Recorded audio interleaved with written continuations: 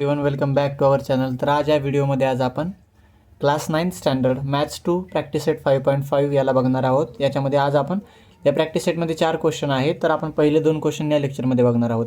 आणि यापूर्वीचे तुम्ही व्हिडिओ बघितले नसेल तर नक्कीच आपल्या चॅनल समर्थ क्लासेस याला जाऊन बघा आणि चॅनलला सबस्क्राईब करा, लाईक करा आणि चॅनलला शेअर करा जास्तीत जास्त.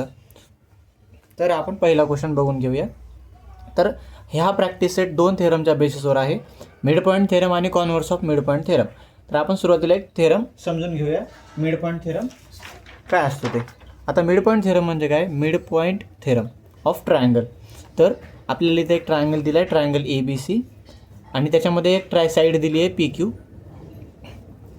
आणि या ट्रायंगलमध्ये हा जो ट्रायंगल आहे ABC, तर ABC ट्रायंगलमध्ये AB साईडचा P हा मिड पॉईंट आहे आणि AC साईडचा Q हा मिड पॉईंट आहे. आणि ह्या दोन मिड पॉईंटला जॉईन करणारा लाईन सेगमेंट, म्हणजे जर एका ट्रायंगलमध्ये दोन साईडच्या मिड पॉईंटला जॉईन करणारी जी लाईन असते ती त्या ट्रायंगलच्या थर्ड साईडला काय असते? पॅरलल असते. म्हणजेच इथं आपल्याला दिले AP = PB दिले, हे इक्वल असणार आहे कारण की हा मिड पॉईंट आहे. आणि AQ = काय असणार आहे? इथं AQ काय असणार आहे? QC असणार आहे कारण की हा काय आहे? मिड पॉईंट आहे. म्हणजे जर ट्रायंगलमध्ये असे मिड पॉईंटला जॉईन करणारी जी लाईन सेगमेंट असती ती ट्रायंगलच्या थर्ड साईडला पॅरलल असते. देन असं जर असेल तर मग ही जी लाईन जी आहे ती थर्ड साईडला काय असते? पॅरलल असते. तर मी म्हणू शकतो मग PQ पॅरलल आहे BCला, आणि ती ह्याला थर्ड साईडला पॅरलल पण असते आणि त्या थर्ड साईडचे हाफ पण असते. म्हणजे या लाईनचं मेजरमेंट हे ही लाईन ट्रायंगलच्या ज्या साईडला पॅरलल आहे त्या साईडच्या हाफ पण असते ही सेगमेंट. तर मग PQ काय असणार आहे? Half of BC. हा काय आहे? Mid point theorem. म्हणजे मिड पॉईंट थेरममध्ये दोन साईडच्या मिड पॉईंटला जॉईन करणारी लाईन ही थर्ड साईडला पॅरलल असते आणि थर्ड साईडच्या काय असते? हाफ असते. हे मिड पॉईंट थेरममध्ये सांगितलं आहे. याच्या बेसिसवर आपल्याला पहिला क्वेश्चन करायचा आहे. या क्वेश्चनमध्ये काय म्हटलं की point XYZ are the mid points of the side AB BC and AC. Point XYZ हे मिड पॉईंट्स आहेत. ABचा Y BCचा मिड पॉईंट आहे, Z ACचा मिड पॉईंट आहे of triangle ABC respectively. AB = 5 centimetre. आता पूर्ण ट्रायंगलची ही साईड दिली आहे 5, ही साईड दिली आहे, ही साईड 9 दिली आहे आणि BC साईड दिली आहे 11 दिली आहे. Find the length of the XY YZ आणि XZ. तर ह्या ट्रायंगलच्या लेंथ आपल्याला फाइंड करून घ्यायच्यात. तर आपण याचं गिवन लिहू. गिवनमध्ये आपल्याला दिलं आहे points XYZ are mid points of side AB BC and AC हे आपल्याला दिलं आहे. आणि अजून आपल्याला काय दिलं आहे? ABचं मेजरमेंट दिलं आहे 5 सेंटीमीटर, AC दिला आहे 9 सेंटीमीटर आणि आपल्याला BCचं पण मेजरमेंट दिलं 11 सेंटीमीटर. आणि नेक्स्ट आता आपल्याला टू फाइंड आउट काय करायचं आहे, तर छोट्या ट्रायंगलच्या साईड्स XY YZ आणि XZची आपल्याला मेजरमेंट फाइंड करायची. याचं आपण सोल्युशन. सोल्युशनमध्ये आता ह्याला कसं सॉल्व करणार आपण? सिम्पली आता जर आपण इथं बघितलं, फॉर एक्झाम्पल इथं XY आपल्याला फाइंड करायचा. XY इथं आहे. आता X ABचा मिड पॉईंट आहे, Y BCचा मिड पॉईंट आहे. मग दोन मिड पॉईंटला जॉईन करणारी लाईन सेगमेंट ही ह्या मोठ्या ट्रायंगलच्या थर्ड साईडला काय असेल? ही साईड पॅरलल असेल. आणि ह्या थर्ड साईडच्या ही साईड कशी असते? हाफ असते मिड पॉईंट थेरमनुसार. मग आपण तेच लिहिणार. मग आपण लिहिणार point X and Y are mid points of side AB and side BC. ते AB आणि BCचे काय आहेत? मिड पॉईंट्स आहेत. मग हे आपल्याला काय गिवनमध्येच दिलेलं आहे की ते मिड पॉईंट आहेत. मग याचाच अर्थ XY जो आहे ACला काय आहे? पॅरलल आहे. म्हणजेच आणि ACचा कसा आहे? तो हाफ आहे. मग देअरफॉर मी म्हणू शकतो XY is half of AC. Reason काय याचं? Mid point theorem. Mid point theorem याचं रिझन आहे. Next XY = half multiplied by ACचं मेजरमेंट आपल्याला किती दिलेलं आहे? 9 सेंटीमीटर. मग इथं काय घेणार मी? 9चं हाफ किती असतं? 4.5 सेंटीमीटर. XYचं मेजरमेंट आपण फाइंड केले 4.5 सेंटीमीटर. नेक्स्ट सिमिलरली आता मला काय फाइंड करायचं आहे, वाय झेड. परत वाय आहे बी सीचा मिड पॉईंट, झेड आहे ए सीचा मिड पॉईंट. मग ही जी लाईन सेगमेंट आहे ह्या मोठ्या ट्रायंगलच्या कशा असणार आहे, हाफ असणार आहे. मी परत लिहिणार, हे आपण फर्स्ट फाइंड केलं. आता हे आपण कुठलं फाइंड करतो आहे, सेकंड वन. सेकंड वनमध्ये आपण काय म्हणतो आहे की पॉईंट वाय अँड कुठला point Z are mid points of side B C and side A सीचे मिड पॉईंट आहेत. मग देअरफॉर मी म्हणू शकतो वाय झेड जे आहे ती का कुणाच्या हाफ आहे, ए बीच्या. देअरफॉर मी म्हणू शकतो Y Z is half of A B. याचं रिझन काय आहे, mid point theorem. Mid point theorem. Next, आणि हे वरच्याचं आपण गिवनमध्येच दिलेलं आहे आपल्याला. Next, Y Z is equals to half of A B. A बीचं मेजरमेंट दिलं आहे आपल्याला 5 centimetre. Half of A B म्हणजेच 5चं हाफ. 5चं हाफ आपल्याला किती असतं, 2.5 सेंटीमीटर. आपण वाय झेड फाइंड केलं आहे. सिमिलरली आपण आता आपला थर्ड वन काय फाइंड करायचं आपल्याला, एक्स झेड फाइंड करायचं आहे. मग परत मी एक्स झेड फाइंड करण्यासाठी एक्स आणि झेड मिड पॉईंट आहेत. Point X and Z are midpoints of side A B and A सीचे मिड पॉईंट आहेत. देअरफॉर म्हणू शकतो एक्स झेड कोणाच्या हाफ असणार आहे, बी सीच्या. X Z is half of B C. Reason काय आहे याचं, mid point theorem. Next, X Z is equals to half into B C किती आहे, बी सीचं मेजरमेंट किती दिलेलं आहे, 11. हाफ ऑफ 11 किती असतं, 5.5 सेंटीमीटर. एक्स झेड अशा प्रकारे आपलं एक्स वाय आलेलं आहे किती, 4.5 सेंटीमीटर. वाय झेड आला आहे आपला 2.5 सेंटीमीटर. अँड एक्स झेड आपला किती आला आहे, एक्स झेड आला आहे आपला 5.5 सेंटीमीटर.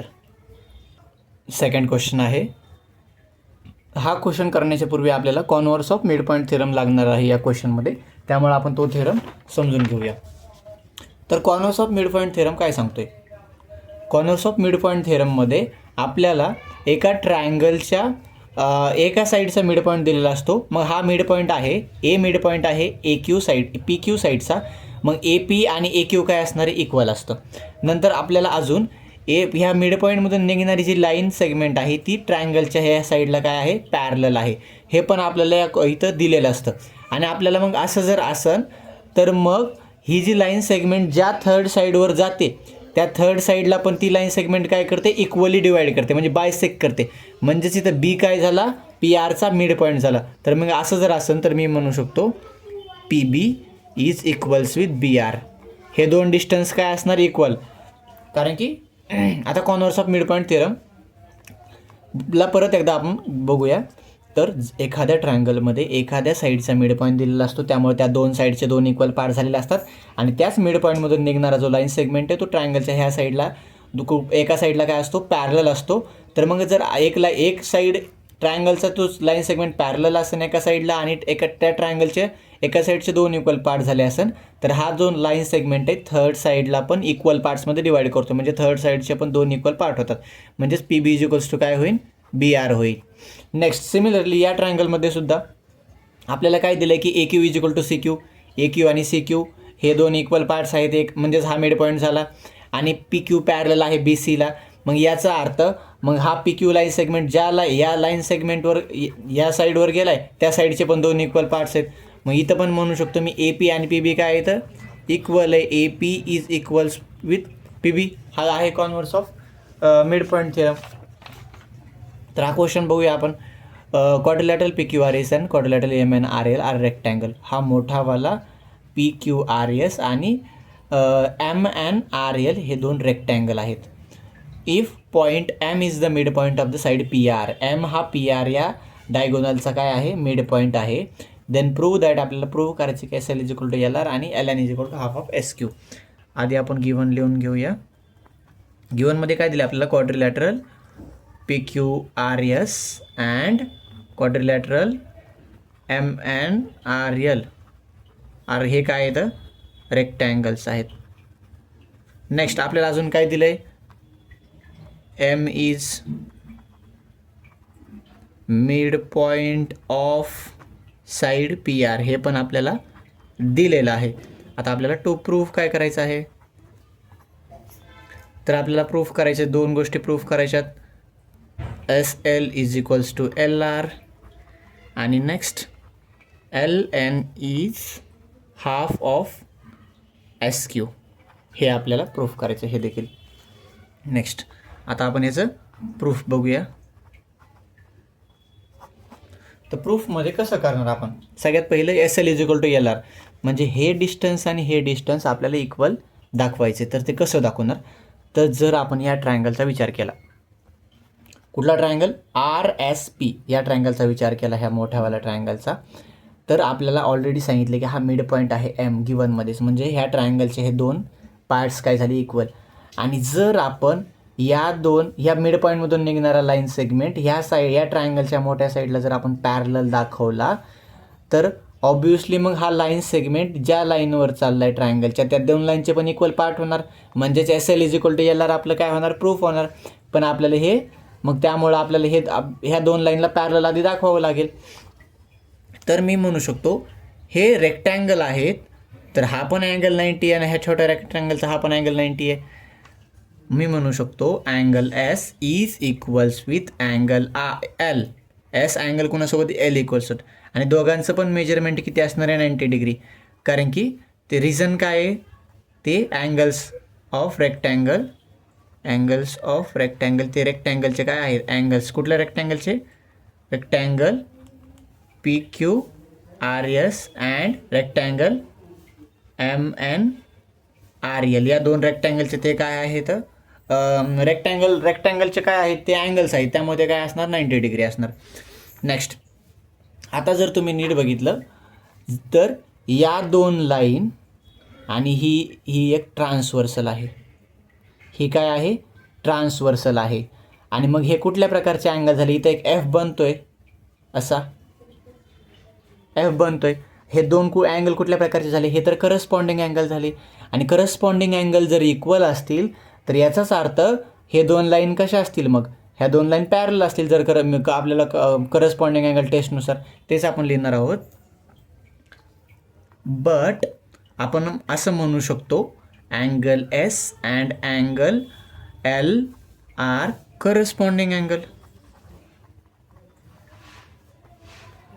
हे कुठल्या प्रकारचे अँगल आहेत, करस्पॉन्डिंग अँगल्स. कुणाच्या करस्पॉन्डिंग अँगल्स आहेत, या दोन लाईन आणि ही ट्रान्सवर्सलचे corresponding angles of side PS and side कुठली, ही ML, आणि त्यांची ट्रान्सवर्सल कुठली आहे, ही RS वाली. And RS is their transversal. मग जर करस्पॉन्डिंग अँगल्स इक्वल असतील, तर याचा अर्थ या दोन लाईन काय झाल्या, पॅरलल. मग मी म्हणू शकतो side SP is parallel with side LM. Reason काय आहे, ह्याला मी नाव देतो फर्स्ट. रिझन काय आहे, corresponding angle test. Corresponding angle test second चॅप्टरमध्ये ही टेस्ट दिलेली आहे. तर आपण आता या ट्रायंगलचा विचार करू. इन ट्रायंगल PSR, या ट्रायंगलमध्ये PSR या ट्रायंगलमध्ये आत्ताच आपण बघितलं की M काय आहे, मिड पॉईंट आहे PRचा, जे आपल्याला दिलंय. M is mid point of PR, हे आपल्याला काय गिवनमध्येच दिलेलं आहे. नेक्स्ट अजून परत आपण हा मिड पॉईंट आहे, म्हणजे हे इक्वल पार्ट झाले नाही, ही लाईन ह्याला पॅरलल आहे, जे आपण फर्स्टमध्येच आत्ता बघितलं आहे. आणि अजून काय आहे, SP is parallel with LM. SP कुणाला पॅरलल आहे, LMला, फ्रॉम फर्स्ट. मग आपण या ट्रायंगलमध्ये converse of mid point theorem वापरू शकतो. मिड पॉईंट आहे, त्यामुळे ह्या ट्रायंगलच्या एका साईडचे 2 इक्वल पार्ट झालेत आणि त्या मिड पॉईंटमधून निघणारी लाईन सेगमेंट थर्ड साईडला पॅरल आहे. मग हे लाईन सेगमेंट ज्या साईडवर जाईल त्या साईडचे 2 इक्वल पार्ट्स करणार आहे. मग मी असं म्हणू शकतो की यल पण काय आहे, मग मिड पॉईंट आहे, कारण की ही लाईन सेगमेंट ज्या साईडवर जाते त्या साईडचे 2 इक्वल पार्ट्स करते. मग हा काय झाला, मिड पॉईंट झाला. Therefore L is the mid point of side R S. Reason काय आहे ह्याचं, converse of mid point theorem च्या अकॉर्डिंग. नेक्स्ट आता मग हे मिड पॉइंट आहे आर एसचा, म्हणजेच हे S L is equal to काय झालं, एल आर. देअरफॉर मी म्हणू शकतो S L is equals to L R. हे आपलं पहिलं जे आपल्याला प्रूफ करायचं होतं ते आपण पहिलं प्रूफ केलं आहे, S L is equals to L R. आता सेकंड वन आपल्याला प्रूफ करायचं आहे. सेकंड वनमध्ये काय करायचं आपल्याला, एल एन इमॅजिनरी एक लाईन ड्रॉ जर केली आपण असे, एल एन एस क्यूच्या हाफ आहे, म्हणजे या छोट्यावाल्या ट्रायंगलचा हा वाला डायगोनल ह्या मोठ्यावाल्या ट्रायंगलच्या एस क्यू डायगोनलला जर ड्रॉ केलं तर त्याच्या काय आहे, हाफ आहे. हे आपल्याला दाखवायचं आहे. तर हे कसं करणार आपण हे बघूया. तर मला माहिती आहे की रेक्टँगलचे डायगोनल्स कसे असतात, इक्वल. पी आर डायगोनलला ॲक्च्युली त्यांनी ड्रॉ केलं आहे. तर आपण एस क्यू डायगोनलला जर इमॅजिनरी असं लक्षात केलं की हा इथं डायगोनल ड्रॉ केलेला आहे, तर पी आर आणि एस क्यू डायगोनल्स काय असणार आहेत, इक्वल. मी असं म्हणू शकतो P R is equals with S Q आणि ह्याला नाव देतो मी सेकंड वन. नेक्स्ट सिमिलरली ह्या छोट्या ट्रायंगलमध्ये एम आर एक डायगोनल दिला आहे, तर एल एन एक पण डायगोनल असणार आहे आणि हे 2 डायगोनल पण कसे असणार आहेत, इक्वल रेक्टँगलचे डायगोनल. मग परत तिथं मी म्हणू शकतो की diagonal M R is equals with diagonal N L L N. ह्याला काय नाव देतो मी, थर्ड. आणि ह्या दोघांचंही रिझन काय आहे, diagonals of rectangle are equal. रेक्टँगलचे डायगोनल कसे असतात, इक्वल असतात. नेक्स्ट आता मी P M is equals to M R हे आपल्याला माहिती आहे, कारण की एम काय आहे, मिड पॉईंट आहे. नेक्स्ट आता आपण ह्याला कसं बघणार आहोत, तर ॲक्च्युली पी एम हाफ आहे पी आरच्या, कारण की एम काय आहे, मिड पॉईंट आपल्याला माहिती आहे. तर मी लिहू शकतो की P M is equals with half of, P M लिहिण्या जागी एम आर लिहिणार, कारण की एम आरचा आपल्याला यूज जास्त आहे त्याच्यामुळं, किंवा आर एम लिहितो मी. आर एम हा डायगोनल काय आहे, ते एम आरच लिहूया आपण. एम आर हा डायगोनल पी आरचा काय आहे, हाफ आहे. रिझन काय आहे, आपल्याला गिवनमध्ये सांगितलं की एम मिड पॉईंट आहे, त्यामुळे एम आर पी आरचा काय असणार आहे, हाफ असणार आहे. M is mid point of P R, हे त्याचं रिझन आहे. ह्याला नाव देऊ आपण फोर्थ वन. नेक्स्ट आता मी एम आरच्या जागी एल एन लिहू शकतो का, यस डेफिनेटली लिहू शकतो, कारण की एम आर आणि एल एन कशा आहेत, इक्वल आहेत. मग एम आरच्या जागी मी काय लिहू शकतो, एल एन लिहू शकतो.